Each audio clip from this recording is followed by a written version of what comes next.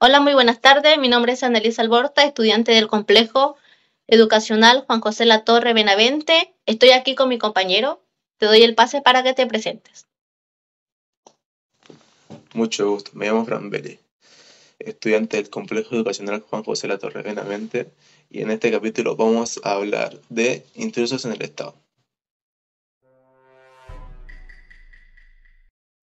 En el inicio de nuestro podcast, la intención es contextualizar a la audiencia sobre lo que es un receptor judicial y las funciones que requieren su trabajo. Muy bien, ahora estamos con Romina. Bienvenida, Romina. Cuénteme usted, ¿a qué se dedica? Bueno, antes de partir, saludarlos a todos y todas y las personas que también nos están escuchando. Contarles que yo en el mes de mayo de este año, del 2023, fui nombrada receptor judicial para la comuna de Antofagasta, nombramiento que se produce a propósito de un concurso público en el cual participé. Y estoy acá atenta a todas sus preguntas, consultas o todo lo que quieran saber respecto de la función que desempeño actualmente como auxiliar de la Administración de Justicia. Muchas gracias. A propósito de su trabajo actual, ¿qué nos puede contar sobre un receptor judicial? Bueno, la función del receptor judicial está regulado en el Código Orgánico de Tribunales, ya que dispone que es un auxiliar de la Administración de Justicia, es un ministro de fe en particular encargado de hacer saber a las partes de un juicio o de un proceso sobre las resoluciones de los tribunales de justicia. Además, puedo realizar diligencias como absolución de posiciones, tomar pruebas testimoniales y todas aquellas instrucciones o órdenes que encomienden los tribunales de justicia. Eso es más o menos a grandes rasgos en qué consiste mi trabajo. Y también nos podría mencionar algunas dificultades de su trabajo y en cómo podrían solucionarlo. Bueno, algunas dificultades que existen en la Administración de Justicia y que justamente ha sido uno de los motivos que me ha inspirado para poder asumir este tremendo desafío y compromiso y responsabilidad que implica mi trabajo, es la correcta administración de justicia. En la actualidad, al menos en nuestro país, los procesos judiciales son demasiado largos, se extienden mucho en el tiempo y se piensa que la justicia no es justicia cuando no llega de manera oportuna. Entonces aquí el rol del receptor judicial cumple un rol muy importante por cuanto es, de cierta manera, quien se va a encargar de hacer las diligencias de manera eficiente, oportuna, con la mayor diligencia que pueda existir, y esto justamente beneficia e impacta en los procesos judiciales para que puedan desarrollarse en un tiempo prudente, en un tiempo en el cual la resolución que disponga del juez pueda realmente producir sus efectos a las partes del juicio. Así es que esa es una de las dificultades que existen en la administración de justicia en nuestro país, y que creo que el trabajo que realizan los receptores judiciales es sumamente importante para poder también colaborar para que los procesos se puedan desarrollar de manera oportuna. Y quisiéramos saber qué piensa usted sobre la corrupción. ¿Existe en nuestro Estado? Difícil pregunta, Felipe. Es muy difícil la pregunta, pero la respuesta es muy concluyente. La corrupción es un fenómeno que existe en nuestro país, y no solamente en nuestro país, sino que también existe a nivel internacional y que debe ser de todas maneras censurado, sancionado, y no debe existir ninguna puerta ni apertura a los órganos de la administración del Estado ni a ningún poder del Estado que permita que la corrupción ingrese al funcionamiento y a la institucionalidad de los países. Nosotros, cuando estamos dentro de los poderes del Estado o trabajamos para los poderes del Estado, existe un principio mayor que se llama probidad, y que significa que nosotros asumimos un compromiso en cuanto a desarrollar nuestras funciones siempre pensando en el bien común, en el bien de las personas y no en los beneficios particulares. Y claramente la corrupción tiene su origen o finalidad en el financiamiento o en el beneficio que pueda obtener una persona en particular, ya sea tanto económicamente o también se vincula al abuso de poder.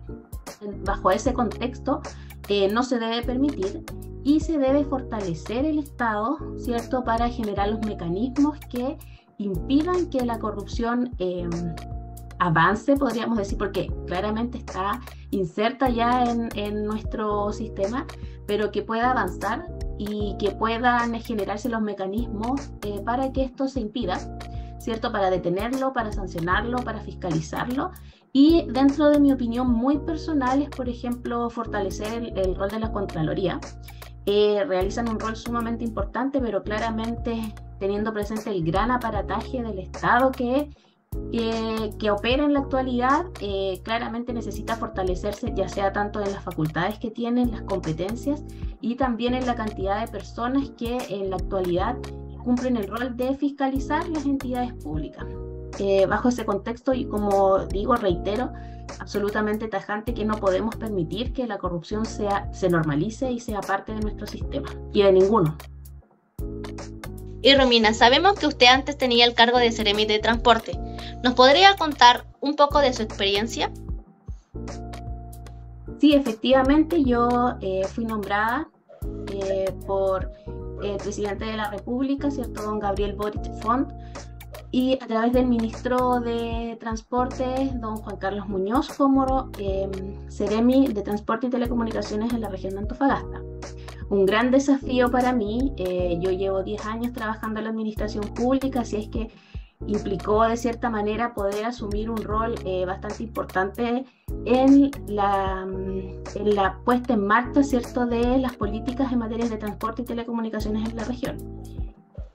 Así es que fue un tremendo desafío, muy importante. Traté de ser lo más diligente posible para poder realizar este trabajo, y además teniendo presente que en materias de transporte y telecomunicaciones, particularmente en esta región, son materias que impactan mucho a la ciudadanía. Así es que tenemos una amplia gama de temas y materias que se ven. Por ejemplo, el fortalecimiento del transporte público. También uno de los temas que ve el Ministerio de Transporte es avanzar en políticas, por ejemplo, que digan relación con la convivencia vial, la seguridad vial. En materias de telecomunicaciones, poner en marcha grandes proyectos de conectividad como los de fibra óptica, el avanzar en materias de avanzar en el establecimiento, por ejemplo, de la 5G, o llegar, por ejemplo, a la conectividad a comunas aisladas. Así es que teníamos grandes desafíos y que no tengo duda que se van a seguir avanzando, porque los equipos siguen avanzando sin perjuicio que uno ya no pueda liderar la cartera. Pero hay grandes desafíos en materia de transporte y telecomunicaciones en la región. Me parece muy interesante su experiencia de su antiguo trabajo como Seremi de Transporte, y también quisiéramos saber cuál fue el motivo por el cual decidió cambiarse de puesto laboral. Bueno, la verdad es que yo postulé en el año 2021 a este puesto de receptor judicial. Postulé con muchas personas. La verdad es que es un concurso público que tiene varias etapas. Y esto fue en el 2021, y a mí me nombraron en el 2022 Seremi de Transporte y Telecomunicaciones. Entonces la verdad es que no imaginé que iba a ser nombrada como receptor, por eso asumí el desafío de ser Seremi. Pero de todas maneras, al momento de postular como receptor judicial, claramente mi profesión de base, yo soy abogado, siempre ha estado en mi cabeza el poner mi profesión al servicio de las personas, y es lo que he tratado de hacer en todos los trabajos en los cuales he estado. Y bajo esa perspectiva y bajo esa crítica o la dificultad que yo visualizaba que existen, por ejemplo, en los tiempos de demora de los procesos judiciales, pensé que a lo mejor postulando podría ser un aporte en esta materia, sobre todo en base a mi profesión. Así es que bajo ese contexto postulé, y bueno, quedé y fui nombrada, ¿cierto?, pasando todos los procesos. Así es que fue una decisión difícil, pero estoy con toda la disposición y el ánimo de poder hacerlo de la mejor manera posible. Yo insisto en que mi lugar es en la parrilla para comer rico. Sentirme como en casa. Amigos que son familia.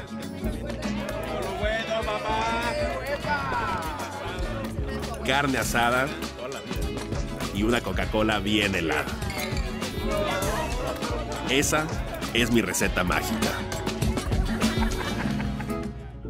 También podría detallarnos algunas dificultades que encontró durante la transición de su trabajo anterior al actual. Bueno, es un mundo completamente diferente.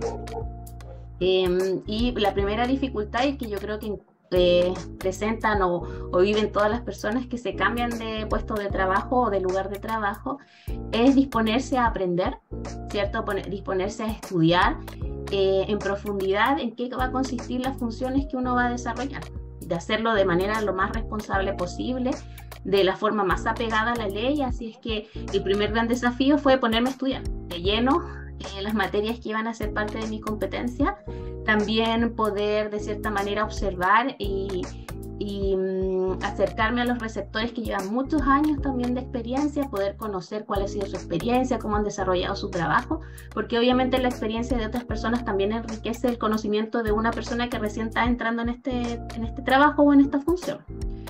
Otra de las dificultades que he presentado es que, como les conté en un principio, llevaba mucho tiempo trabajando en la administración pública. Trabajé en varios servicios como el SAC, la JUNGI, el Servicio de Salud. Había trabajado antes también en la Seremi de Transporte. Entonces siempre había trabajado con equipos de trabajo. Éramos equipos y se veían muchas materias. Sin embargo, el nombramiento de receptor es personal. O sea, las diligencias las tengo que realizar yo, el trabajo en sí más complejo lo tengo que realizar yo de manera autónoma. Por lo tanto, ya no se trabaja con equipos, sino que se trabaja de manera más particular. Obviamente tuve que generar mi oficina, ¿cierto? Un asistente que me pueda ayudar en la parte administrativa, pero el rol de receptor es completamente indelegable. Lo tengo que realizar yo y las funciones también más complejas también. Así es que he estado adaptándome a eso. Y otro de los grandes desafíos que he debido asumir en esta nueva posición es las plataformas digitales que existen, ¿cierto? El Poder Judicial ya no era como era antes, donde era todo escrito en papel, de hecho se cosían con hilo y aguja los expedientes. Ahora está todo en un sistema, en un portal, entonces los expedientes son digitales. Los procesos también se están digitalizando. Por ejemplo, tenemos que utilizar ciertas herramientas tecnológicas. Yo, para realizar una diligencia, por ejemplo, tengo que georreferenciarla, esto aparece, después tengo que subir toda la información a un portal para que sea público. Entonces también tuve que, de cierta manera, ponerme a estudiar y poder interiorizarme en los procesos internos y tecnológicos que existen dentro del Poder Judicial. Así es que igualmente en mi experiencia anterior habíamos utilizado hartas plataformas también digitales, porque el Estado en sí, nuestro país, ha estado orientándose a la transformación digital. Entonces en todos los servicios ya de cierta manera había estado avanzando en materias de plataformas o sistemas tecnológicos como el Cero Papel, Exedoc, ¿cierto? Pero ahora ya de lleno estoy como en la parte interna de esos procesos, y es que también ha sido un desafío para mí. Y quisiéramos saber qué opina acerca de la crítica de agrandar o achicar al Estado en relación a sus funcionarios y divisiones administrativas. Muy buena pregunta, Felipe. Pero creo que la respuesta no sé si voy a ser tan clara, porque de cierta manera nosotros entendemos que existe un gran aparataje del Estado. O sea, de cierta manera es un monstruo el aparataje estatal. Son muchas personas, divisiones, entidades, son sistemas muy complejos. Entonces claramente existe una crítica de que son muchas personas y siempre se va atrasado, o de cierta manera no se cumplen los plazos de manera adecuada, o no se pone en ejecución, por ejemplo, los recursos de manera adecuada. Sin embargo, en base a mi experiencia de haber estado 10 años en los servicios y en diferentes servicios públicos, puedo decir que para poder avanzar incluso en materias, por ejemplo, como la corrupción, necesariamente el Estado debe fortalecerse. Pero el fortalecerse en el sentido de nuevas contrataciones, pero más, las nuevas contrataciones debiesen ser con mayor capacitación. Tiene que tenderse de cierta manera a profesionalizar la administración pública, ¿cierto? Y también generar mecanismos de fiscalización para el trabajo de este aparataje estatal. Mayor fiscalización, mayor indicadores de cumplimiento, por ejemplo, que permitan medir que el Estado efectivamente esté cumpliendo su finalidad, su rol, y esté cumpliendo sus metas de manera adecuada. Pero no un simple cumplimiento de números, sino que efectivamente el cumplimiento de las metas de cada entidad, ministerio o unidad puede impactar en la vida de las personas. Entonces, si bien es cierto, todo el mundo dice, sí, son muchos los servidores públicos, los funcionarios públicos son flojos, son lentos, son muchos, puede existir una parte de realidad, pero desde mi perspectiva de haber estado adentro, sí creo que requiere poder fortalecerse y de cierta manera mejorarse la estructura quizás interna de los servicios, pero requiere mayor contratación.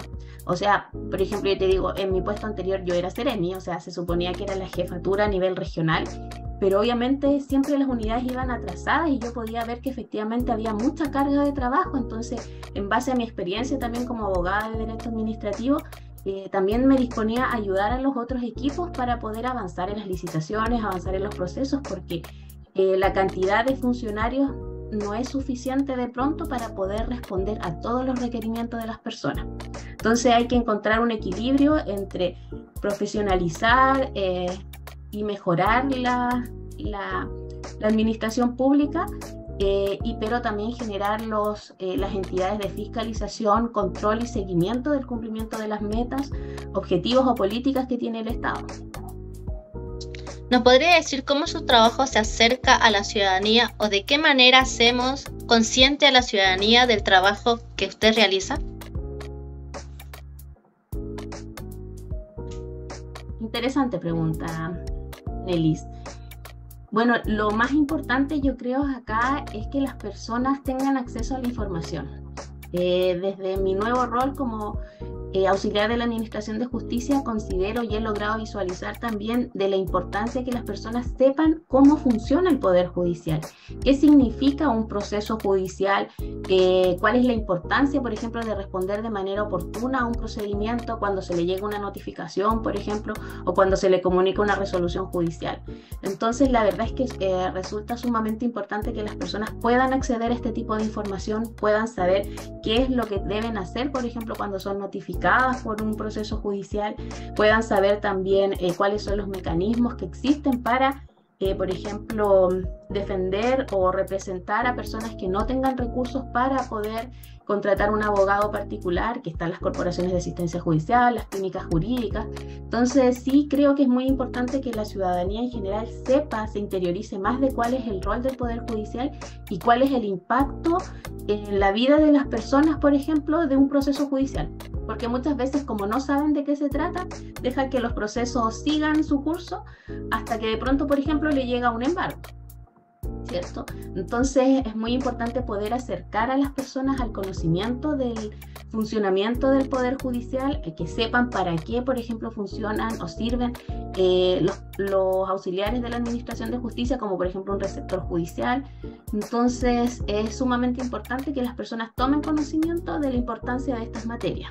Y bueno, en el desarrollo de mis funciones lo que trato de hacer es poder hacerlo de manera eficiente, y en el caso que me toque, por ejemplo, generar notificaciones o informar a las personas sobre determinados procesos dentro de lo que la ley me permite, porque mi rol igual como receptor es muy acotado, poder indicarle a las personas en qué consiste el procedimiento de cierta manera y cuáles son y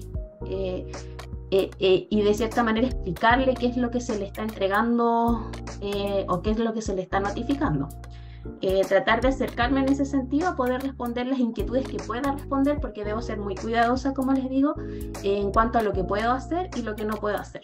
Así es que aquí es otro de los desafíos que tenemos también, es que las personas tomen más conocimiento y se interioricen más de cómo funciona el Poder Judicial y cuál es el impacto de un proceso judicial de pronto en la vida de las personas o de la comunidad en general.